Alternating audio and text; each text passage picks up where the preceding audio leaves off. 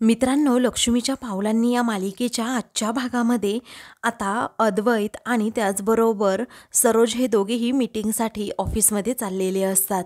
मग आता दुसरीकडे कला सारखीच अद्वैतला कॉल करू लागते. मग सरोज समोर असल्यामुळे आता इकडे अद्वैतला कळत नाही की कॉल कसा रिसीव करावा. परंतु आता कला सारखीच फोन करत असल्यामुळे अद्वैत हा नाईलाजाने आता फोनला हात लावतो आणि कॉल रिसीव करणार असतो. तेव्हा सरोज आता नाही असं म्हणते आणि अद्वैतला सांगते, एक गोष्ट लक्षात ठेव, गाडी चालवत असताना अजिबात कुणाचेही कॉल रिसीव करायचे नाहीत. मग आता तो म्हणतो, आई अगं एकदाच. तरीही आता सरोज नाहीच म्हणते आणि त्याला अजिबात फोन उचलायचा नाही असं म्हणते. त्याचवेळी आता तो ठीक आहे असं म्हणतो, कारण सरोज समोर त्याचा नाईलाज असतो. दुसरीकडे कला ही एकदम डिस्टर्ब होते आणि म्हणते, बघ ना आई, तुझं जावई कसा आहे, माझा कॉल रिसीवच करत नाही. त्यावेळी आता संगीता म्हणते, अगं ते कामात असतील, कशाला उगीच करते कॉल, तेव्हा तुझ्याबरोबर बोलायला त्यांना टाईम होता आणि आता माझ्याबरोबर तर हा चांदेकर बोलतसुद्धा नाही आहे असं म्हणून कला त्याची तक्रार संगीताकडे करते. तर कलाच्या मनात आता अद्वैतविषयी चांगल्या भावना निर्माण होत आहेत हे पाहून संगीता जरा गालातच हसते. तर दुसरीकडे सरोज मात्र मनात विचार करत असते की काहीही झालं तरी या मुलीला माझ्या अद्वैतपासून लांब ठेवलंच पाहिजे. त्यासाठी आता मलाच प्रयत्न करावे लागतील, नाहीतर सारखी आपली चांदेकर म्हणून त्याला चिकटत असते. तर दुसरीकडे रोहिणी आता राहुलला म्हणत असते की राहुल राहुल तुला कसं सांगू, अरे आपण एक दिशा ठरवली आहे आणि त्यावर तुला फोकस करायला हवा. अरे आता त्या दिशेने तू चालतोस का नाही हे तुला ठरवायला हवं. अरे तुझी हीच दिशा जरा जरी भरकटली ना तरीही आपण कुठच्या कुठे जाऊन पोहोचू तुलाही कळणार नाही. तेव्हा तो आता विचारतो, अगं मम्मा तू कोणत्या दिशेबद्दल बोलतीये. तेव्हा आपल्याला फक्त ही चांदेकरांची प्रॉपर्टी हवी आहे, तुला कळत नाही का रे, मी किती वेळा तुला सांगू, असं आता रोहिणी विचारते. मग बाहेर तेवढ्यातच नैना आता रूमजवळ आलेली असते आणि रोहिणी व राहुलचं सर्व बोलणं ऐकू लागते. रोहिणी आतमध्ये म्हणत असते, चांदेकरांच्या प्रॉपर्टीवर जरा लक्ष ठेव तू आणि नको त्या दिशेने तू भरकटतच असतो ना, त्यामुळे काय होतं ना सर्व प्लॅनिंगच फसतं. इकडे नैना मनात विचार करते, यांचं नक्की काय चाललंय, मला यांच्यावर लक्ष ठेवायलाच हवं, माझ्या कामाचं असेल तर. इकडे रोहिणी आतमध्ये राहुलला सांगते की अरे आपल्याला याकडे फोकस ठेवायला हवा की हे सगळं घर आपल्याला गिळता येईल आणि ही पूर्ण प्रॉपर्टी फक्त आपल्यालाच मिळेल. त्याचवेळी राहुल म्हणतो, येस मम्मा, अगदी बरोबर बोलतीयस तू. इकडे आता नैना सर्व बोलणं ऐकते आणि तिला प्रचंड धक्का बसतो. इकडे आता राहुल म्हणतो, मम्मा आय एम शुअर सोना चांदीचे मोठे आयकॉन असलेले अख्खं एम्पायर आपल्या दोघांचंच होणार आहे. अगं मम्मा, आता आपल्याला त्याच दिशेने पाऊल टाकायला हवं, असं आता राहुल म्हणतो. तेवढ्यातच रोहिणीला समजतं की नैना इथे उभी आहे. तेव्हा तो आता पुढे बोलणार, तेवढ्यातच आता रोहिणी त्याला अडवते आणि लगेच नैनाकडे जात तिला आतमध्ये खेचून आणते, तिचं तोंडच पकडते आणि सर्वात जास्त तू स्वतःला शहाणी समजते का गं, माझ्यासमोर अजिबात तू शहाणपणा करायचा नाही, असं म्हणून ती आता नैनाला ढकलण्याचा प्रयत्न करत असते. त्याच वेळी आता नैना ही खूपच चिडते आणि मनातच विचार करते, या रोहिणीच्या तर आता ही मला ढकलते का, आता हिच्याकडे ना बघतेच मी, ही ना खूप माजोरडी आहे, असं म्हणून या बाईची मला या घरामध्ये मदत लागणार आहे म्हणून, नाहीतर मला हा ढकलणारा हात आहे ना असा उलटा पिरगळला असता. नैना असा मनात विचार करते. त्याच वेळी आता नैना म्हणते, मॉम इन लॉ, हे पहा, तुम्ही मला कितीही झिडकारलं ना तरीही तुम्ही एक गोष्ट नाकारू शकत नाही. तेव्हा राहुल विचारतो, कोणती गोष्ट. मग आता नैना लगेच दार बंद करून घेते आणि त्या दोघांनाही म्हणते, हा तुम्हाला कळत का नाहीये, आपण सगळे सारखाच विचार करतोय. त्याचवेळी रोहिणी म्हणते, ए नैना, अगं मिसळवाल्या खरेंची नैना, तू चांदेकरांची बरोबरी करायची नाही आहेस, हा निघ बरं, असं म्हणून नैनाला ती बाहेर काढण्याच्या प्रयत्नात असते. त्याचवेळी आता ती म्हणते, नाही मॉम इन लॉ. त्याचवेळी आता रोहिणी दार उघडते आणि तिला लगेच त्या रूमच्या बाहेर ढकलून देते.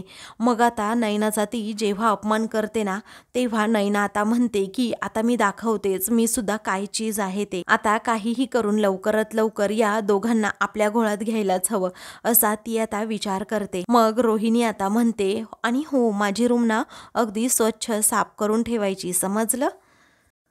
त्यानंतर नैना आता तिथून जाते तेव्हा रोहिणी आतमध्ये येत राहुलला म्हणते की राहुल, या मुलीचा काहीतरी तू बंदोबस्त कर, कारण मी अजिबात हिला इथे अशी खपवून घेणार नाही. हे बघ, तू ऑफिसमध्ये जा आणि काम कुठपर्यंत आले याकडे जरा लक्ष दे. मला या मुलीला इथून घालवायचे. त्याचवेळी राहुल म्हणतो, हो ठीक आहे मम्मा, मी जातो, असं म्हणून तो ऑफिसला निघून जातो. त्याचवेळी रोहिणी मनात मात्र विचार करू लागते की काहीही झालं तरी मला ही पावलं उचलायलाच हवी, कारण हे सर्व वैभव मला माझ्या नावावर हवंय. तर आता दुसरीकडे कला ही स्वयंपाक बनवत असते, पण तिचं लक्ष कशातच नसतं. तिला अद्वैतची सारखी आठवण येत असते.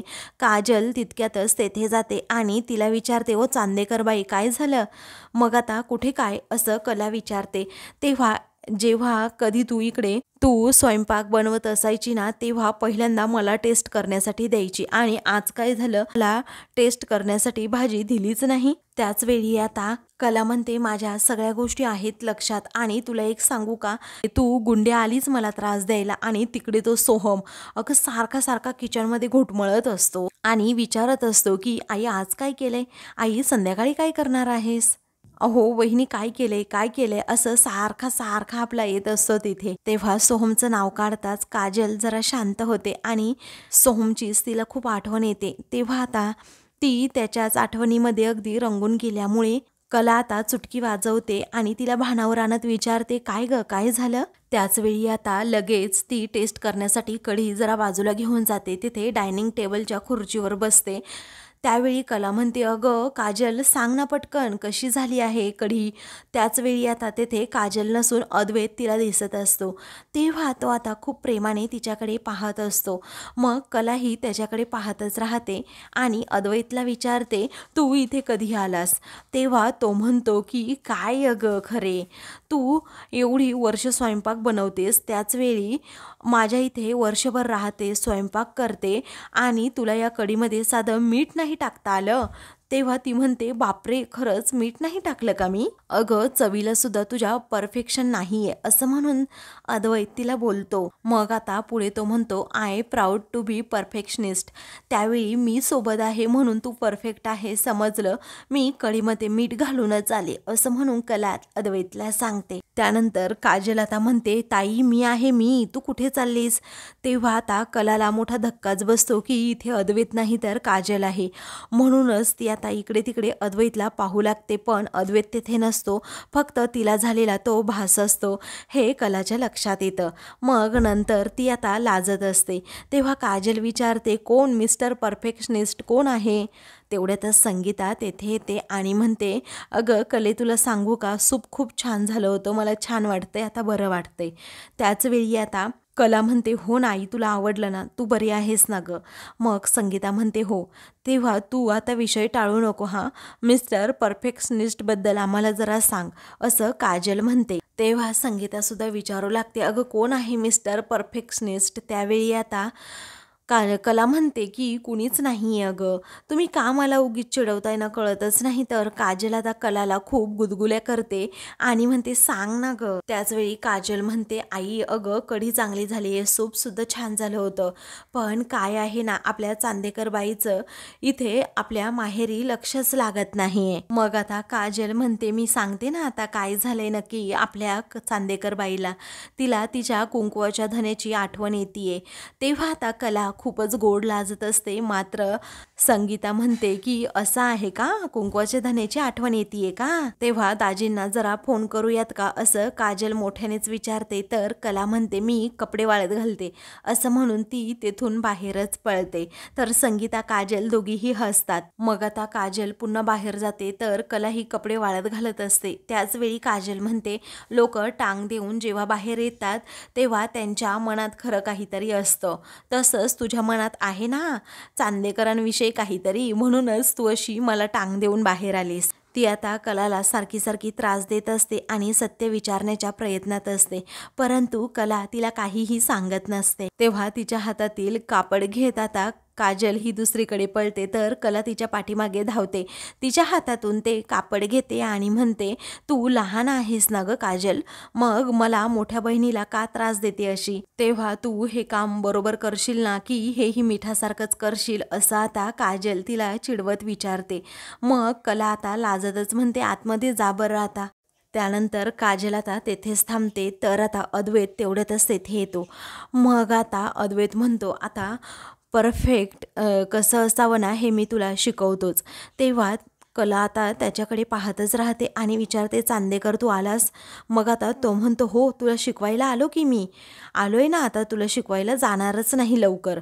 तेव्हा ती म्हणते, जा ना चांदेकर, असं म्हणून ती आपली कपडे वाळत घालत असते. तेव्हा आता अद्वैत म्हणतो, नाही मी जाणारच नाही.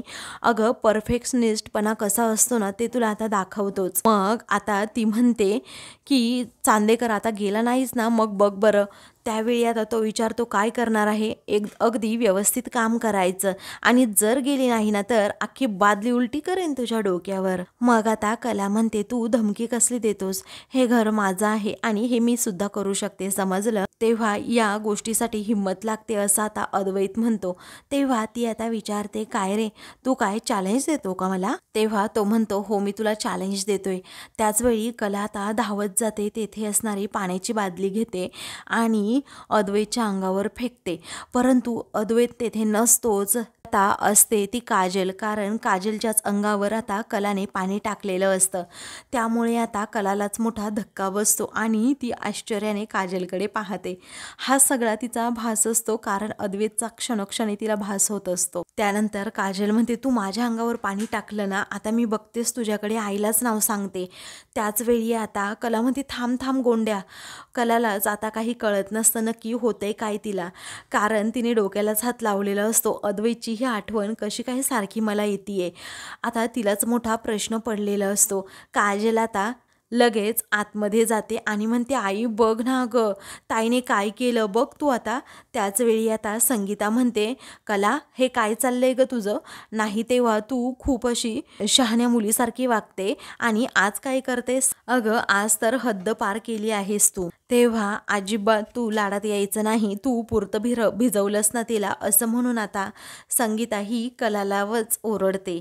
तेव्हा ती कुठे गेली असं आता कला विचारते. तेव्हा संगीता म्हणते की ती आतमध्ये गेली आहे कपडे बदलायला, मग आता मी तिच्याबरोबर बोलते, असं म्हणून कला काजलकडे जाते. त्यानंतर आता काजल तेथे नसते. त्याचवेळी आता कला म्हणते, गोंड्या कुठे आहेस, कुठे तू, असं म्हणून तिचं पुन्हा एकदा मोबाईलकडे लक्ष जातं, कारण आता सकाळपासून एकही अद्वैतचा तिला कॉल आलेला नसतो.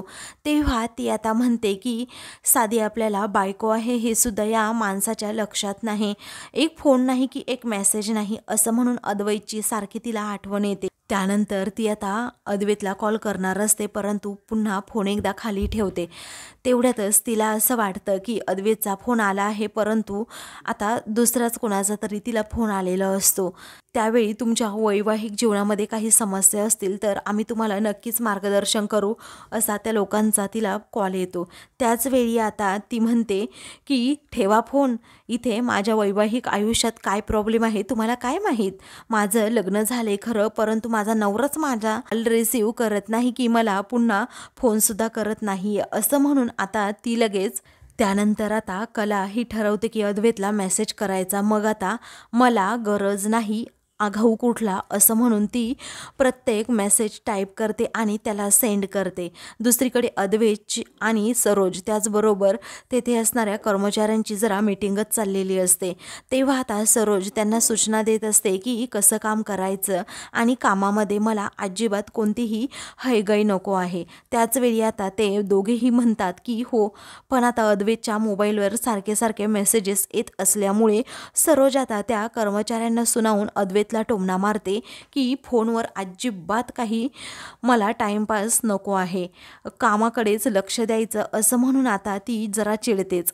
अद्वैत आता फोनकडे अजिबात लक्ष देत नाही. नंतर आता अद्वैत हा त्या दोघांनाही सांगतो की कस्टमरच्या काय रिक्वायरमेंट आहे मला सांगा, तुम्ही त्याप्रमाणे आपण डिझाईन्स बनवू, चालेल ना? ते दोघेही हो असं म्हणतात आणि मग तेथून जातात. अद्वैत आता मेसेज लगेच रीड करतो. त्याला समजतं की ही तर मला आता मेसेजवर सुद्धा आगाऊ म्हणायला लागली आहे. त्यामुळे आता तो म्हणतो हिला ना उत्तर द्यायची वेळच आली आहे. तो आता कलाला मेसेज आता करणारच असतो. त्यावेळी आता सरोज म्हणते, अद्वैत अजिबात फोनला हात लावायचं नाही, समजलं? हे बघ, मी जे सांगितलं ना ते काम कर. मग आता तो उत्तर न देता लगेच काम करू लागतो. राहुल देखील तिथे आलेला असतो आणि तो फोनवरच काहीतरी टाइमपास करत असतो. परंतु या दोघांचं काय डिस्कस चाललंय, काय बोलणं चाललंय याकडे त्याचं बारीक लक्ष असतं. त्यानंतर मला कोटेशन हवं आहे असं सरोज म्हणते आणि पुढच्या अर्ध्या तासामध्ये ते बनवून दे, म्हणजे पुढची तयारी करायला. तेव्हा राहुल मात्र मनात विचार करत असतो, काय नुसतं काम काम, हे तर सगळं काही बोरिंग आहे. आता मी जर इथे थांबलो तर मलाही कशात तरी हे अडकवतील, त्यामुळे आधीच पळायला हवं असं म्हणून तो आता निघालेला असतो. त्याच वेळी आता अद्वैत म्हणतो, राहुल थांब ना. तेव्हा दादा थांबा मी आलोच असं म्हणून अद्वैत तिथून पळ काढतो. त्यानंतर आता सरोज म्हणते, त्याला जायचं तर जाऊ दे, तू एक काम कर, बाकी सगळ्यांना आपल्या कॉन्फरन्स रूममध्ये बोलव. इकडे कला आता अद्वैतचा रिप्लाय कधी येतो याचीच वाट पाहत असते. ती म्हणते, एवढे मेसेज टनटन वाजवले तरीही अजिबात तू रिप्लाय दिले नाही. सर्व काही मेसेज सीन आहेत तरीही तू असा का करतो ना, मी तुझ्याकडे बघतेच आता. तेव्हा ती आता काहीतरी विचार करू लागते. तर दुसरीकडे नैना साफसफाई करत असते, पण तिचं लक्ष मात्र कशातच नसतं. तिला रोहिणीचं बोलणं सतत आठवू लागतं की कशाप्रकारे रोहिणी मगाशी म्हणाली होती की असं काहीतरी करायला हवं, आपल्याला सगळं काही हे गिळता येईल. तेव्हा ती आता म्हणते, बापरे, यांना तर चांदेकर मेन्शन, चांदेकरांच्या पेढ्या सगळं काही घशात घालायचंय, पण आता यांना मी अजिबात सोडणार नाहीये. आम्ही सर्वजण एक टीम आहोत आणि त्यांच्या टीममध्ये जाणं एवढं सोपं नाही आहे. त्यामुळे मला आता काय करावं लागेल की एका टीममध्ये जावंच लागेल आणि त्यासाठी काहीतरी आयडियासुद्धा करावी लागेल. म्हणून नैना आता तेथे असणारा स्टूल ही जोरात पाडते आणि आई गो मला खूप लागलं, काय करावं असं म्हणून पडण्याचं नाटक करते. तेवढ्यातच तेथे अंजू, त्याचबरोबर आबा आणि रोहिणी हे तिघेही येतात. तर आता काय झालं काय असं आता आबा हे विचारू लागतात. मग आता नैना फक्त हाहू करत असते, मोठे मोठ्याने ओरडत असते. त्याचवेळी रोहिणी मात्र आता ही काय नाटकं असं म्हणून तेथे सोफ्यावर बसते. तर आता आबाला ती म्हणते की मी पंखा साफ करत होते आणि स्टूलवरून घसरूनच पडले. त्याचवेळी रोहिणी म्हणते, अख्खी प्रेग्नेन्सी खोटी उभी करणारी तू, तुला काय वाटलं ही छोटी नाटकं आमच्या लक्षात येणार नाही का? दाखव तुला कुठे काय लागले असं म्हणून रोहिणी तिला विचारते. त्याच वेळी आता नैना म्हणते, मला मुका मार लागलाय. त्याच वेळी रोहिणी म्हणते, तू खरं जरी दाखवलं ना तरीही तुझ्यावर कुणाचाच विश्वास बसणार नाहीये. अगं अंजू, जा बरं माझ्यासाठी कॉफी घेऊन ये असं म्हणून रोहिणी तिला पाठवते. तेव्हा आता नैना मात्र जोराजोरात ओरडू लागते की माझं खूप दुखतंय, खूप दुखतंय. तेव्हा अंजू आता तेथेच थांबते. त्याचवेळी मॉम इन लॉ, मला खरंच खूप लागलंय हो असं म्हणून आता नैना आरडू लागते. तेव्हा आता लगेच रोहिणी म्हणते की ही मॉम इन लॉ बोलण्याची नाटकं ना अगोदर बंद कर हा.